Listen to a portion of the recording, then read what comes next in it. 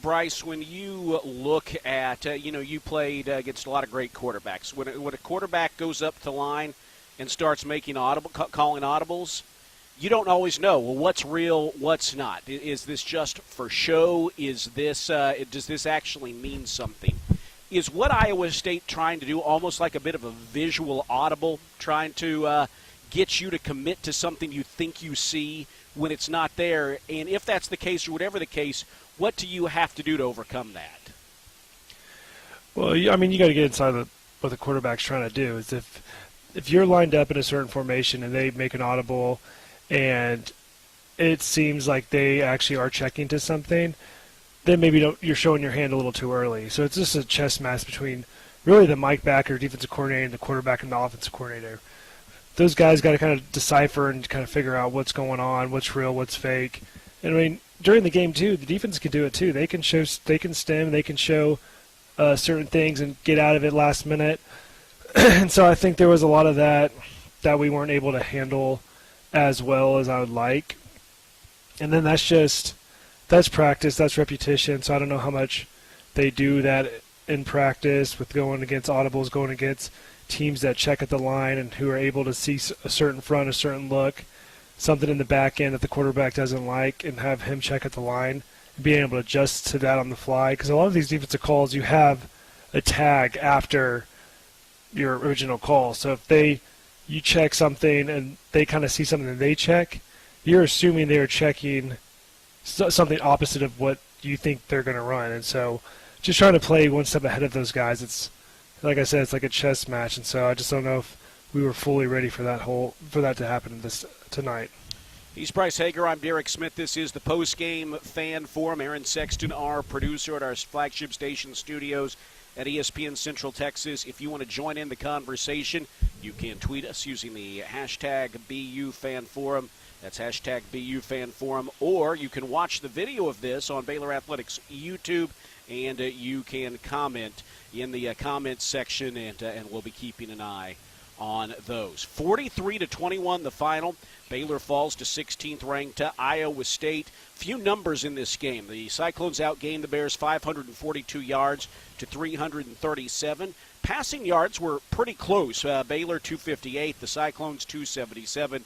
But the big difference was on the ground. Baylor rushed for 79 yards on 20 carries. Sawyer Robertson had 24 of those yards. The running backs, again, struggled today. Iowa State, 265 yards on the ground.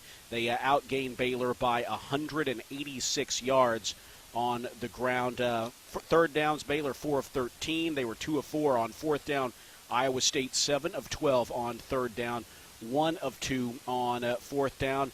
The Cyclones averaged 17 yards per completion. Baylor averaged 10 yards per completion, which is a solid number, but Iowa State obviously was able to gash them today, 17 yards per completion.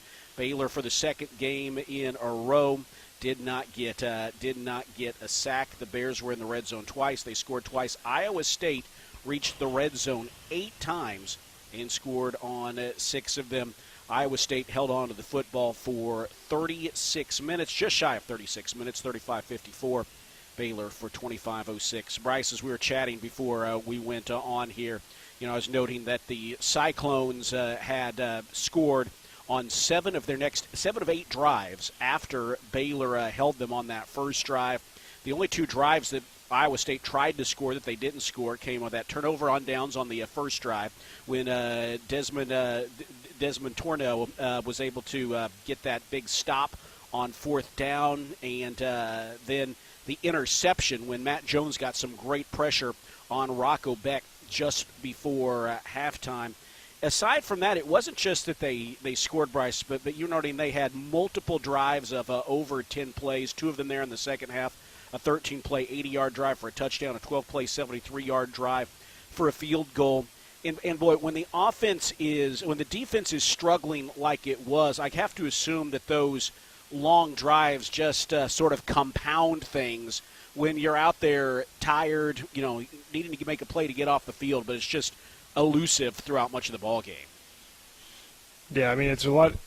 Those long drives are never fun for defense, especially when they happen back to back, Or if you go 12, 10, 11, 12 plays and then offense goes 3 and out, and then you're right back out into another series. Those can get very frustrating just from being tired, from being out there for a long time, for first down after first down. Like there's things that, like you said, can just compound.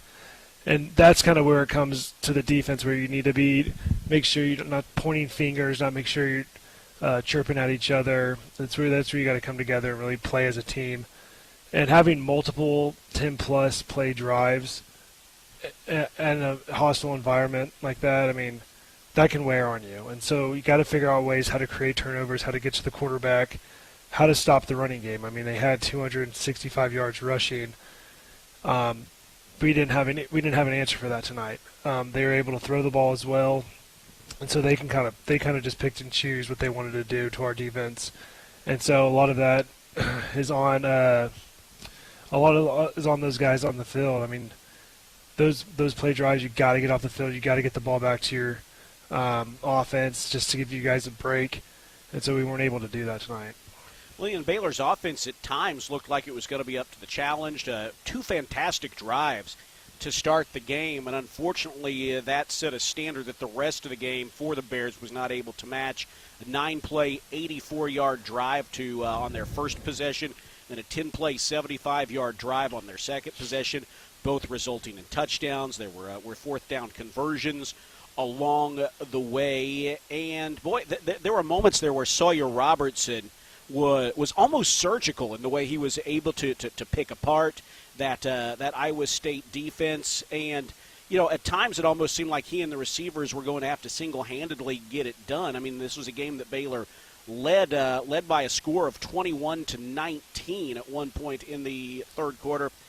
But Bryce, Baylor's got to figure out a way to get the running game going beyond Sawyer Robertson. Robertson today had 3 carries for 24 yards. The running backs, that means they finished with 55 yards on 17 carries. Now, we should certainly note Baylor was without Richard Reese, ended up being without Dominic Richardson, and then after a targeting play by Iowa State was without Bryson Washington. So Baylor was shorthanded, but I think you still got to have a next man up mentality, and you got to find a way to improve that, because Sawyer Robertson, I think, has been really impressive at times, especially for a guy who's made 8 starts. But you got to give him some help from that running game from someone other than him. I mean, I think that's just what's so frustrating for a lot of people right now is we're doing a lot of good things. We're creating plays, we're scoring touchdowns, we're causing turnovers, we're making plays on special teams. We've played some good quarters, but the thing is we haven't put together a full game yet. And that's what's frustrating, because we are having signs like Sawyer's playing great at moments, our defense is playing great at moments, our special teams doing what they need to do at moments. But nothing is compounding, nothing's 4 quarters, it's 2 quarters here, 1 quarter there. This game we had a great first quarter, and then second quarter, third quarter, fourth quarter we couldn't hold on. So it's just trying to find that balance of where we can put a whole game together and just not have these quarters slip away and just lose sight of the game. And just I think that's really frustrating for a lot of people right now, is just not being able to put together that full game. I mean, there's areas definitely we need to get better at. Our run offense, our run defense. And so, I mean, just trying to put those pieces together. I mean, that's what you do this upcoming week. They got a bye week. That's where offensive coaches scout defensive coaches scout the offense, really attack your weaknesses and get better from them. One of the things right now I really think that needs to be worked on is just consistency in playing all 4 quarters. It doesn't matter if you can play 3 quarters great. What about the last one could be the difference in the game. And so I think honing in on that and just trying to get that dialed in for the last stretch of this season is going to be really important. At the halfway point of the season now, heading into the bye week, as Bryce said, Baylor did get off to a good start today. They led 14-3 early in the second quarter, but Iowa State outscored the Bears 40-7 the rest of the way en route to the 43-21 victory. This is the Postgame Fan Forum, following a tough one tonight for the Bears. Later on in the program, we will take a look at our top performers from the game today. We will talk about what it means to head into the bye week and how the Bears channel that productively. Coming up next, though, we will have our Game Day Rewind segment. We'll hear the big calls in this game and follow the flow with the voice of the Bears, John Morris. His calls are coming up next. If you want to join in the conversation, you can leave your comments in the Baylor Athletics YouTube channel on the video link for the program today. Or you can tweet us your thoughts using the hashtag BUFanForum. That is hashtag BUFanForum. Take a break and come back with more after this on the Baylor Sports Media Network. First Central Credit Union is cheering for the Bears. Our team advantages are 5% APY free reward checking. Enjoy ATM-free refunds and be on the winning side with direct deposits. Sounds good. Huddle up with First Central to make deposits. It's the Baylor touchdowns, right? ATM. Okay. All right. Been a free new member T-shirt. Visit on. Yeah, we'll be here, and I'm not even being. It'd be a long segment. We're doing all theirs too. Apply. APY equals annual percentage yield. Member NCUA. Premier ER and Urgent Care has all the convenience of urgent care with all the expertise of an ER, all under one roof. At every visit, be seen by ER-trained staff with on-site lab and CT, X-ray, ultrasound, and EKG. Here, you pay for the appropriate level of care that you receive, and we are in-network with most major insurance providers. Premier ER and Urgent Care has 4 convenient locations. Yeah, every game they're losing is just. Yes. Yep. Power Days at Allen Samuels in Waco. Get the 2025 Ram 1500 They're not competitive. with an incredible $15,000 off MSRP. Or drive away in a 2024 Ram 2500 Tradesman Crew Cab with $10,000 Yeah, there were a lot of. selection with Yes, that was awesome. I felt great for the Vandy fans. Like that fan base deserved that. They've been through a lot of terrible football. 100%. Are you a proud Baylor fan? Do you love prizes? The Baylor Sports app allows fans to track their attendance across athletic events and earn points using Baylor Bold Rewards. Baylor Athletics reward the most loyal fans for cheering on the Bears. So register online today at BaylorBoldRewards.com or download the Baylor Sports app straight to your phone. Prizes this year are better than ever, so start earning your points today. You're listening to Baylor Football on the Baylor Sports Media Network. 16th ranked Iowa State sends the Bears to an 0-3 record in Big 12 play with a 43-21 victory tonight in Ames. A great crowd there gave the Cyclones a good home field advantage. The Bears got off to a good start. They led 14-3. But they could not sustain it as we follow along with the calls and the flow of today's game on our Game Day Rewind segment. You want to join in the conversation with Baylor legend Bryce Hager and I? By the way, you can comment on the Baylor Athletics YouTube channel or tweet your thoughts using hashtag BUFanForum. Well, let's dive into the way this game began for the Bears, and it got off to a great start. Now, the opening drive, Baylor did allow 13 plays, 59 yards to Iowa State, which, unfortunately, that number proved to be a harbinger of things to come. What was not a sign of things to come, though, unfortunately, was the big stop the Bears got as the Tesno got the big stop on fourth down for the Bears, snuffing out the drive at the 16-yard line, and Iowa State had missed a scoring opportunity. And boy, again, things got off to a good start. Almost immediately, you saw that the offensive beginning to this game was going to be different. Sawyer Robertson found Hal Presley for a 31-yard pass. That sparked a 84-yard drive that resulted in a nice play, a nifty option play or a nifty RPO play from Sawyer Robertson to Josh Cameron.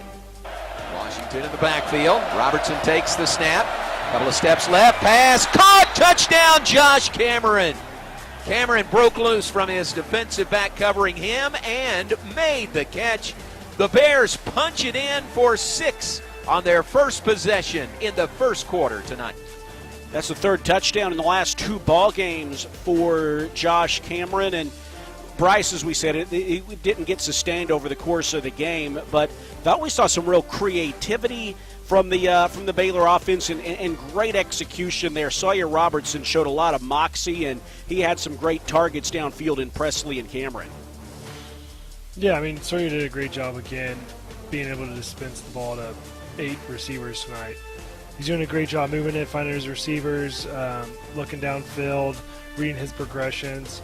I think Sawyer's getting better and better each week. If he can bring the guys around him to be on the track he's on, I think there's a shot there. He finished 25 of 44 for 258 yards, 3 touchdowns, and an interception. Iowa State gets the ball back. They drive down the field, 7 plays, 48 yards, but Caleb Parker breaks up a third down pass. They have to settle for a field goal due to the Cyclones. That makes it 7-3 in favor of the Bears. Get the ball back late first quarter. A drive that bridges the first and second quarters results in another touchdown. 10 plays, 75-yard drive. This time it was a third down pass to the tight end, Michael Trigg. Play 3rd down and 8 to the end zone. A grab for a touchdown, Bears! Bears in the end zone for their second consecutive possession. Michael Trigg makes the catch. That made it 14-3 with the extra point in favor of the Bears, and things were looking good. Trigg, though, was hit with an unsportsmanlike conduct penalty for a celebratory gesture in the end zone. That gave the Cyclones a short field, and they were able to punch in a 38-yard field goal to make it 14-6. Subsequent drive, they held the Bears and forced them to a punt for the first time and quickly drove down the field. At times we saw their tight end, Ben Brahmer, wide open down the field. This was one of them. He had finished with 2 catches for 49 yards and a touchdown. That made it 14-12. They went for the extra point instead of the 2-point conversion, and a rare miss for the Cyclones on the PAT. That left the score at 14-12. But there were a couple of really big sequences in this football game, and one occurred in the second quarter. Ashton Hawkins could not quite haul in a third down pass from Sawyer Robertson. It would have been a tough catch. It was there for him. You credit Iowa State for making it tough. He was unable to make the play. The next play was a punt, a low snap to Palmer Williams, and the punt was blocked as he tried to fish it up off the turf. Iowa State returns it for a touchdown, and they wrestled away the lead. And you know, Bryce, we've talked about the fact often on the road in a lot of games that could go either way, the defense, the visiting team needs to be the one making those game-changing plays, a special teams touchdown, turnovers. But we saw it against Utah about a month ago now. You know, that blocked field goal return for a touchdown was costly for the Bears, and this was very costly. You know, obviously this was a game that Iowa State won by 22 points and one going away. But that was the play that really changed the momentum and had the Bears chasing the rest of the way. Yeah, unfortunately, special teams is one of the phases that gets overlooked, but it's also one of the biggest impacting phases if something like that happens. We had good momentum. We were up 14-12, and something just like that can turn the script really fast. Block punts, kickoff returns, punt returns for touchdowns. Those plays don't seem like they happen that often because they don't, and when they do strike, I mean, like you said, being the away team, you want to be the one who makes that big explosive play. But I was the first of the punch, and they were able to get there and score a touchdown off it. And I really think that was the shift changer of the whole game. It was indeed, and that gave the Cyclones a 19-14 lead. Baylor was forced to punt again, but the Bears were able to get a big play just before halftime when it appeared that the Cyclones were going to punch it in again or at least tack on a field goal heading into the locker room. A nice play by Matt Jones. Great pressure on Rocco Becht. Forced him to throw the ball away, but he couldn't get enough on it, couldn't get it to the sideline. It was intercepted by Garmin Randolph to snuff out that drive. And so at halftime, the score was 19-14 in favor of the Cyclones. The Bears got the ball to start the third quarter, and there are areas of Baylor's performance during this tough stretch of games, and certainly as they've fallen behind, that you can be critical of. But the Bears, one area you can't be is the fight. The Bears continue to show a lot of fight, even after plays that seem to be kind of crushing. And to start the third quarter, they showed that they were ready to fight. They put together that long drive to start the third quarter. 7 plays, 65 yards. Sawyer Robertson made another great play when it looked like he was about to be sacked. Instead, on 4th down, he found Ketron Jackson in the end zone. Sawyer Robertson, empty backfield, pressured, gets away, rolling right. Pass is caught, touchdown, Ketron Jackson. The Bears on 4th down and 3, a 25-yard touchdown pass. Sawyer Robertson to Ketron Jackson, and the Bears regained the lead over Iowa State. That made it 21-19 in favor of the Bears with the extra point, but Iowa State would answer very quickly. A 5-play, 75-yard touchdown drive as they punched it in from 10 yards out. That gave the Cyclones a 26-21 lead. And Bryce, once again now, we find ourselves in a very interesting sequence and what proved to be a tough sequence for the Bears. They're down by a score of 26-21, but again, they're battling right back. The Cyclones score a touchdown. The Bears put together a 10-play, 55-yard drive. But on a 4th down play, Sawyer Robertson had a chance to run for the first down. He didn't realize it, thought he had an opening in the end zone. The pass was intercepted, and I don't know that we knew it at the time, Bryce, but that would prove to be the Bears' last best chance to get back into this football game. And you know, it's just one play, and Sawyer Robertson is a young guy making just 8 starts. He's going to make some mistakes, but that was a costly one when the defense can't get stops. And I think that's where the complementary football, where you need to see it a little bit more, because in the second half of a game like this, you know, you don't want to be in position where one missed opportunity kills you, but that proved to be the case here. Yeah, I thought after that play we were kind of deflated and kind of checked out. Defensive-wise, tackling, we got sloppy, kind of felt like the momentum, the air was taken away from us. And like you said, we have done a great job of showing fight, staying in the game, overcoming adversity. I mean, we put ourselves in those positions. We try not to, but I think they showed good fight, but that was very obvious to me after that play. The guys kind of just checked out and lost all the juice, and we were ready to get back on the bus. Well, at that point, the score was 26-21. The Cyclones put together a quick drive. Put together a long drive, I should say. 13 plays, 80 yards, and quickly go up by 2 scores, 33-21, and proceeded to score another touchdown and field goal from there. You know, Bryce, were you surprised at all? Baylor's final 3 drives, they punted. And I think once you got to the last one, I think by that point it was kind of academic. Coach Aranda's reasoning, he talked to J.J. Joe after the game. There was a play they punted on 4th down and 1. Now, it was deep in their own territory, and you're down by 2 scores with about 10.5 minutes to go. They were down to 1 running back with Bryson Washington having gone out. They're very shorthanded, and certainly picking up yards as the game went on, it proved to be tough to come by as Iowa State got going defensively. You know, by the same token, Baylor hadn't been getting a lot of stops, so I think you could make an argument either way that, you know, you punt it, you try to get a stop and see if you can get a quick score. By the same token, you really hadn't been getting stops up to that point. Were you surprised at a couple of those late punts? I mean, it's a double-headed sword. I mean, You could go for it, you don't get it, then your defense hasn't had stops that whole half. I mean, it'd probably be a quick, easy score for them. You do punt it, give the defense a longer field to play with. And so, I mean, the way the defense was playing, I would have done the same thing. I would have punted the ball and hoped to give the defense a little bit more room to play than a short field where they could score a little bit quicker, and then you're down 21 points within 9 minutes. And so I think his reasoning was to give the defense a little bit more field a little bit more cushion just for how the game was going. And to that point, our defense didn't get off the ball. Off the field. Cyclones didn't punt all game, and so for that reason, I think I would have done the same thing as he would have done.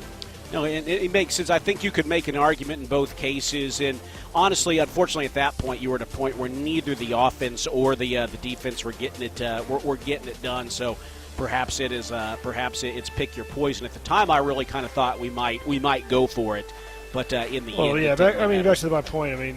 I feel like after that pick, guys were deflated, and it was kind of just take the easy way out, and I felt like the fight was gone.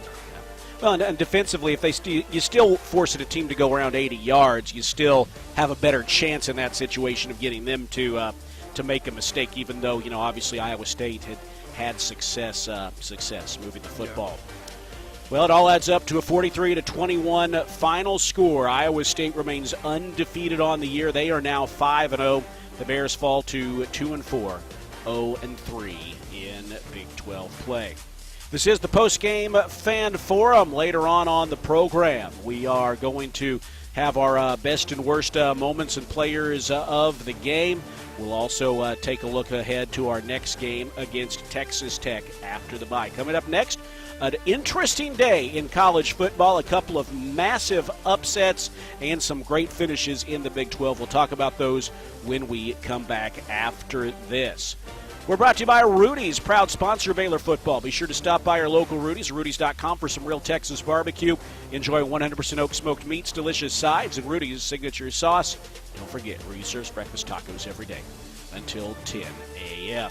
Alongside Bryce Hager, I'm Derek Smith. Aaron Sexton, our producer, will be back after this on the Baylor Sports Media Network. Premier ER and Urgent Care has all the convenience of urgent care with all the expertise of an ER, all under one roof. At every visit, be seen by ER-trained staff with on-site lab and CT, X-ray, ultrasound, and EKG. Here, you pay for the appropriate level of care that you receive, and we are in-network with most major insurance. And Urgent Care has 4 convenient locations serving Texas: San Marcos, Temple, Waco, and Woodway. To learn more, visit www.premier.care. We haven't taken. This is only the second break, right? Local bank. Okay, I'll have to. This is break 3 that's playing. Edge checking and saving. I'll play break 2 next. And an award-winning mobile app, banking. Yeah. I just hit the jump button apparently. Come see why Green Eye Associates is voted best in Waco year after year. Enjoy exceptional service and care from Dr. Leanne Green alongside her dedicated optometrist and staff. Receive trustworthy insights on your eye health. Enjoy the impressive variety of contacts and eyewear and work with the most experienced optical team in Waco. Don't miss the new state-of-the-art dry eye therapies that rejuvenate the eyes and face with safe, non-invasive treatments to restore comfort and quality of life. Green Eye Associates, official optometrist of Baylor Athletics.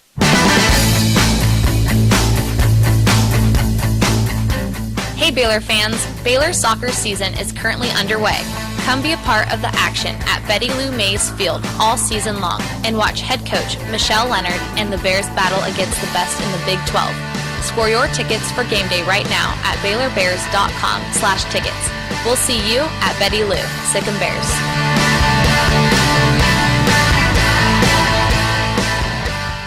From the Allen Samuels Dodge Chrysler Jeep Ram Studios, this is KRZI Waco, K222DC Waco, K265DV Temple, ESPN Central Texas.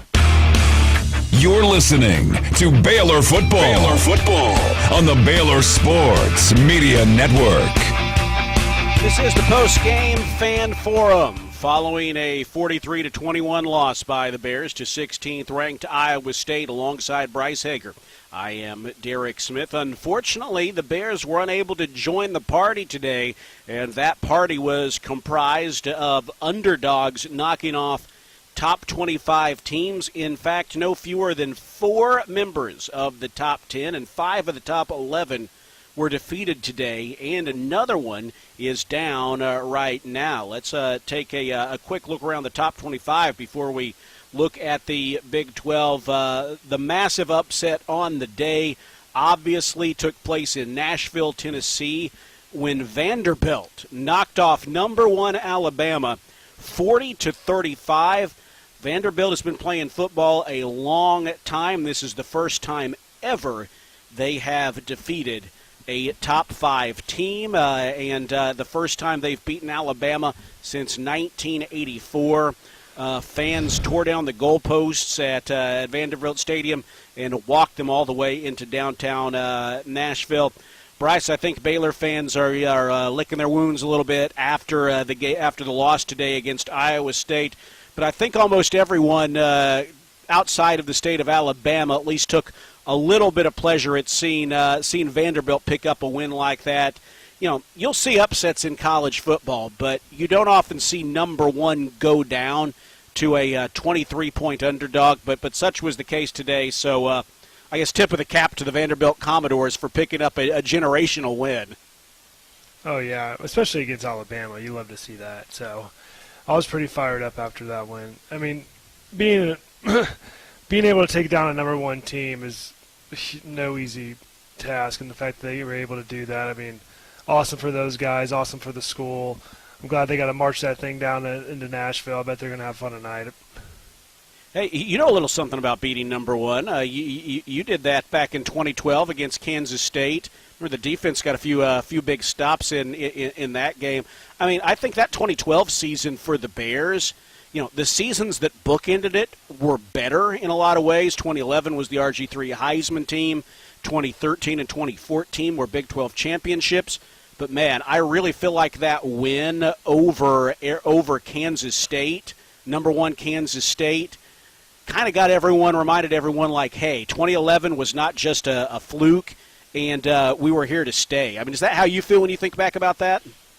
Yeah, I mean, that team was really good. That's when they had Colin Klein, Tyler Lockett. That team was rolling. So, like I said, anytime you can get a win over a number 1 team, it's an awesome feeling. And that was just, the year before RG3 won the Heisman. I think that win for Baylor really catapulted us into those seasons of winning our Big 12 championships. I mean, that alone, beating a team who's ranked number 1, that does so much, not just for the football team, but for the school. You take so much pride in that. And taking down the best team in college football at that moment, it's no easy thing to do. And once you do it, you want to do it again and do it again. And so it brings a huge spark to your team, to your coaching staff, and to your school, and gets everyone to rally behind you. Well, Vanderbilt is going to be experiencing that this week after a 40-35 win over top-ranked Alabama. Another upset took place in Fayetteville, Arkansas. The 4th-ranked Tennessee Vols go down at the hands of the Razorbacks 19-14. Arkansas scores the go-ahead touchdown with just over a minute to go, and then snuffs out Tennessee's comeback attempt just inside the 20-yard line. Another upset today in College Station, 9th-ranked Missouri. A lot of people said they were perhaps overrated. Certainly looked like it today. 25th-ranked Texas A&M wins convincingly, 41-10. 10th-ranked Michigan goes down to newly minted Big 12 rival Washington in Seattle. The Huskies, a Big Ten game in Seattle. That's a little bit different, and it's the Huskies winning 27-17. Minnesota knocks off number 11 USC in Minneapolis, 24-17. Those were the big upsets today. SMU knocked off 22nd-ranked Louisville, 34-27. The final score in that one. Unfortunately, the Bears were unable to join that party, as we said today, falling to 16th-ranked Iowa State, 43-21. The Cyclones making noise and making moves towards the argument that they might be the best team in the Big 12 at this juncture. They're the highest-rated team, and they are undefeated now through 5 games. Other games in Big 12 action last night. Houston picked up their first Big 12 win of the Willie Fritz era. They knock off TCU 30-19. They made a quarterback change. Zion Chris takes over for Donovan Smith and helps them pick up the win in that one. Finals from today, a non-conference interstate game for UCF. They fall to Florida at the Swamp in Gainesville, 24-13. Oklahoma State falls to 0-3 in Big 12 play, and they've been defeated by a pretty good margin in all three of those games. The prior two losses came at the hands of top 25 opponents in Kansas State and Utah. Today, it was West Virginia scoring 31 of the game's first 38 points. They had a 31-7 halftime lead, and they win 38-14. West Virginia now 2-0 in Big 12 play. Oklahoma State is 0-3. And then in Tempe this evening, Arizona State gets the game-winning touchdown pass from Sam Levitt with 16 seconds to go, and they defeat the Kansas Jayhawks 35-31. Kansas now 0-3 in Big 12 play. There is one game ongoing at the moment. That is taking place in Tucson, Arizona. Midway through the second quarter, Texas Tech has a 7-3 lead over the Wildcats. By the way, Bryce, as the Big 12 expands its footprint, that's a game that kicked off at 10 p.m. Lubbock time or 9 p.m. Mountain time in Tucson. I don't think we're going to see a lot of those games for each team each year, but I think it's probably likely that when you play games in the Mountain Time Zone somewhere here and there, you are going to get some of those late games. People talk about the body clock. Curious, what would you think about playing a game at 10 p.m. your time, kicking off? Well, usually when we would play, when I was out in, if we were out in California, we had to go to East Coast. We would either leave 2 days before to get used to the time zone. When you were with the LA Rams? Yeah, and so I don't know how they did it. I don't know when Tech traveled or how they did their schedule, but, man, being in the hotel all day and not getting out there until probably to the stadium around 5 or 6 at night and then getting ready to play at 10 o'clock, I mean, that's what your time zone, that's what your body feels like at 10 o'clock, and so I'm sure their coaching staff and their strength staff and their trainers did a good job of trying to figure out their schedule for the week. But as a player, those are things you got to adjust to. There's no excuses. And so I'd love to hear how they had to get ready for that game, but it's never fun doing that. Well, so far Texas Tech is off to a decent start. They lead at 7-3, but that is going to be an adjustment. And really that's going to be an adjustment for everybody. You know, last week BYU had to play at 10 a.m. their time. They obviously handled that well. The great thing is that the Big 12 is expanded and is growing at a time that could have been treacherous. But there will be some adjustments for everyone, and certainly the timing is one of them.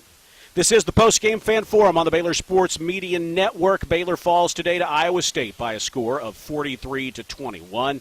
We will take a timeout, and when we come back, we'll look at the top performers and areas in which Baylor needs to improve on heading into the bye week. When we close out the show, we'll look ahead to that game against Texas Tech and talk about what Baylor needs to do to make it a productive bye week and a 2-week span in between football games.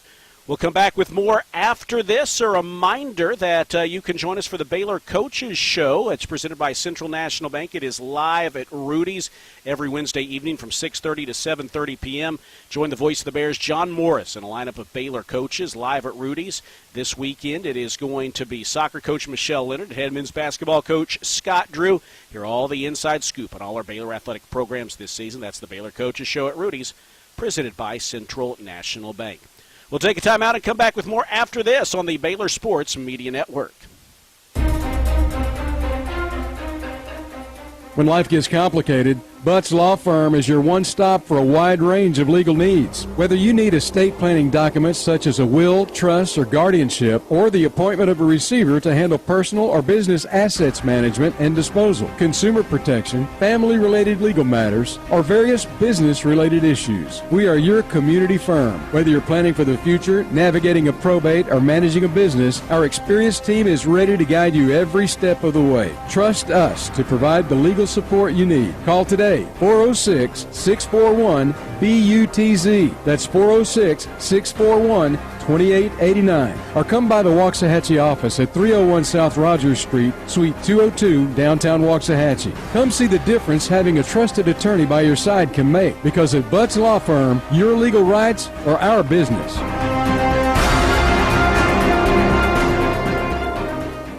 Life moves fast. Your internet should move even faster. Connect, game, study, and do it all with Astound's hypersonic award-winning fiber power. We just have the one break after this. Call 1-800-4ASTOUND or go to astound.com to get internet for only $20 a month with a 2-year price lock. Plus, get a $100 Amazon gift card and add 5G unlimited mobile free for 12 months. Because reliable internet and better mobile is a big deal. Go to astound.com today. Restrictions apply. See astound.com for details.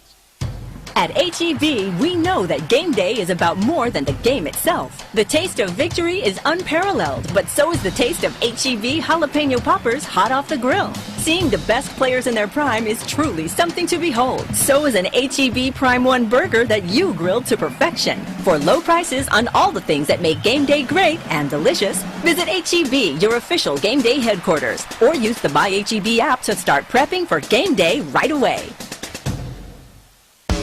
You're listening to Baylor Football on the Baylor Sports Media Network.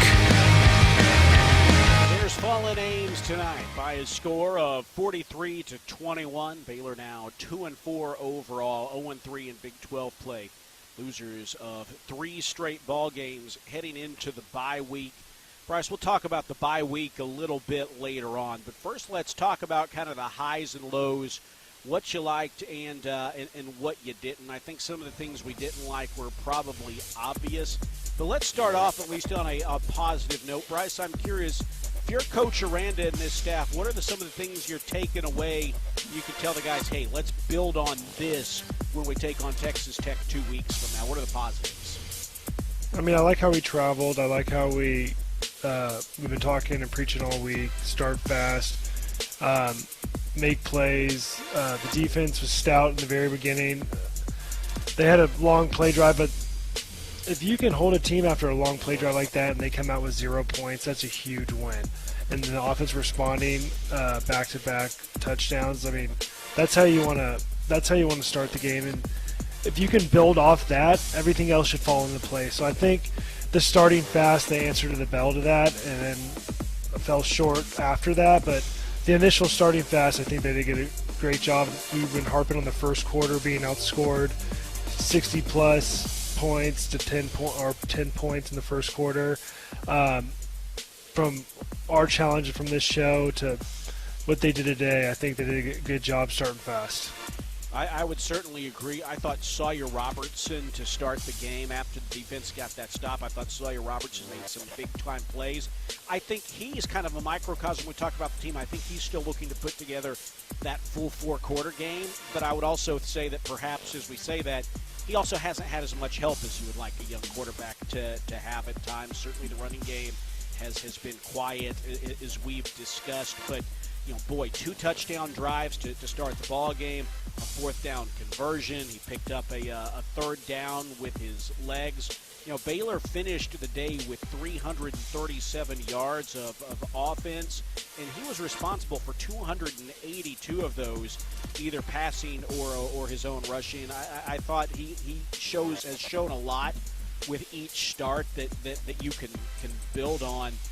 Certainly you'd like to see more from the running game. Again, Bryce, I'll mention the running backs had 17 carries for 55 yards. As the game went on, Bryson Washington was unavailable. You didn't have Richard Reese or Dominic Richardson due to injuries, lack of availability. So, I realized there were some impediments along the way, but that's an area that I would like to see get better, because before we talk about the defense, I'll say, obviously you know this better than anyone, that ability to run the football and keep the other team on the sideline has a direct impact on the defense.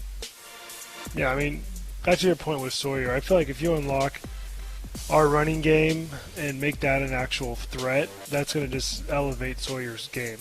And so I'm excited to see whenever that happens, to see really what Sawyer's ceiling is. Right now we haven't seen it. He's playing one-dimensional football because teams know, all right, probably not going to get a running game here, so let's play more aggressive with the pass game.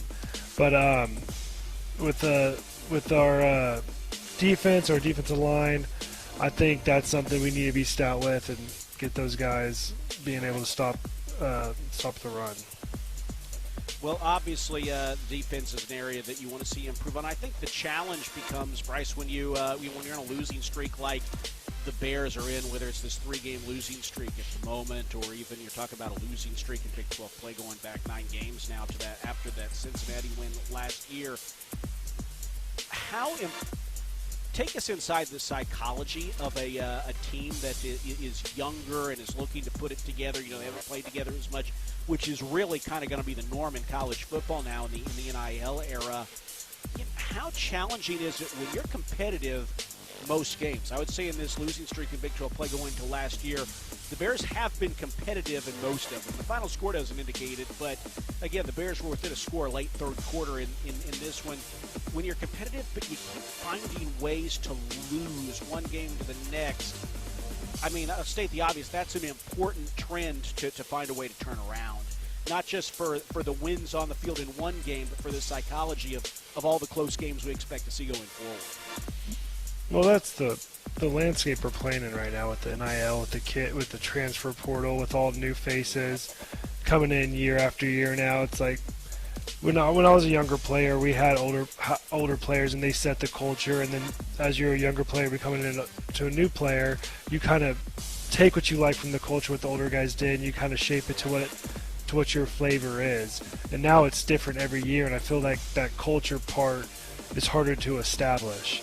And so right now it's the guys who've been here for a long time, like the Matt Joneses, those guys who knows what winning's like. He was with that 2021 team when they won the Big 12 that season, and so he needs to be a voice in the locker room. He needs to be a guy who can rally his guys up and kind of tell them, this is not how we do things. This is not who we are. This is not what the BU represents. And so I just think it's a totally different animal now with the year after year transfer portal, new guys coming in, and now it's rare to have a guy who's been in this system for 3+ years.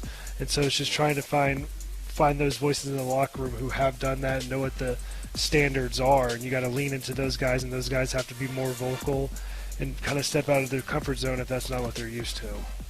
That'll certainly be important heading into the bye week as the Bears will face what's going to become, I think, a very, very important game against Texas Tech in 2 weeks from now. We'll take a timeout and come back for our final segment. Look ahead to the bye week and the contest against the Red Raiders in Lubbock.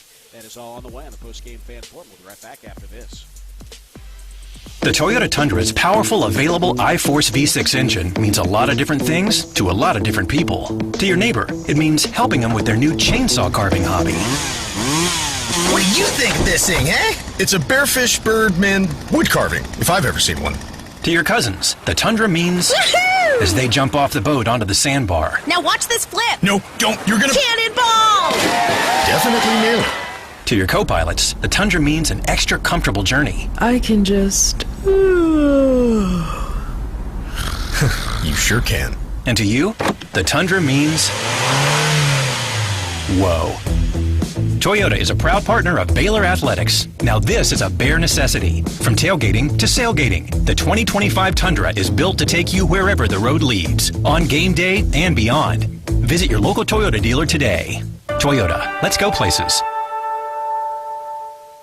See packages and options at Toyota.com for feature availability. Life moves fast. Your internet should move even faster. Connect, game, study, and do it all with Astound's hypersonic award-winning fiber-powered internet. It's a big deal. Call 1-800-4ASTOUND or go to Astound.com to get internet for only $20 a month with a 2-year price lock. Plus, get a $100 Amazon gift card and add 5G unlimited mobile free for 12 months. Because reliable internet and better mobile is a big deal. Go to Astound.com today. Restrictions apply. See Astound.com for details. It's Ram Power Days at Allen Samuels in Waco. Get the 2025 Ram 1500 Laramie Crew Cab with an incredible $15,000 off MSRP. Or drive away in a 2024 Ram 2500 Tradesman Crew Cab with $10,000 off MSRP. A great selection with over 350 new to choose from. But hurry, these deals won't last long. Hurry into Allen Samuels in Waco today. First responders get an extra $500 off. Come by. Let's be friends. You're listening to Baylor Football. Baylor Football on the Baylor Sports Media Network. Final segment of the Fan Forum on this Saturday evening following a 43-21 loss by the Bears at the hands of the Iowa State Cyclones. Baylor jumps out to a 14-3 lead. They get off to a good start and actually lead in the third quarter, but are unable to close it out as Iowa State scores in the game today. They scored 40 of the game's last 47 points, and when going away, 43-21. Next up for the Bears is a bye week, and then a game that I think takes on added importance in 2 weeks when they travel to Lubbock to take on Texas Tech. Right now, Texas Tech in Tucson leads the Arizona Wildcats 13-3 late in the first half. You know, Bryce, Baylor has finished the first half of the regular season with a 2-4 record, which means to become bowl eligible, they're going to need to go 4-2 the rest of the way to reach bowl eligibility. You know, I'm going to say on paper, Bryce, the toughest part of the schedule is over. 3 of Baylor's first 6 opponents were top 25 top 25 programs. You know, you look, you had BYU and certainly at Iowa State back to back. You start Big 12 play at Colorado, a team that you know is kind of a 50-50 game. And I think you'll look, at least on paper, the rest of the way, the games in the second half are easier than the first. But you can't take anything for granted. The Big 12 is going to have a lot of close games, a lot of evenly matched ball clubs. And right now the Bears sort of have to prove that they can win tight ball games. And, boy, that's why I think you don't want to go overboard. You don't want to be too dramatic. But, boy, Bryce, I just feel like that game against Texas Tech in 2 weeks is a very, very important ball game for the Bears to get where they want to be, and that's a bowl game. You win that game, all of a sudden you're within a game of 500 and you have some winnable games left on the schedule. You don't get it, you're chasing that along with these others even more, I feel like. Is that fair? Yeah, I think going into this bye week, the focus needs to be – the focus of the bye week is get better, focus on us, and wait to that following week to really focus on Texas Tech. Right now it's about what can we do to get better, how can we fix our mistakes, how can we close these games out and play 4 quarters. In my mind, our goal should be finish out, go 6-0 in these last 6 games. There's no reason we shouldn't. There's a lot of close games. There's 3 games we should have won, but we didn't. We didn't, and so I think this bye week's super important, just to go in and be very critical of ourselves. And after that, just go 1-0, go 1-0, go 1-0, and then you look up, and that could be a 6-0 record at the end of the second half of the season. But bye weeks where you take a deep dive and scout yourself offensive, defensively, special teams wise, and you got to be critical. You got to work on the technique, the small stuff, because the small stuff is what matters. And so, I mean, going into this, it's a great timed bye week. It's never fun losing 3 games in a row, but you can change the narrative with 1 win. And so, if they have that mindset and just try to focus on 1 game at a time, because you got to get the first win to even get close to bowl eligible. You got to win the first one. And so I think look at this as a whole new season and just try to go 1-0 starting this second half of the season. You know, you hope that bye week comes at a good time for the health of the team.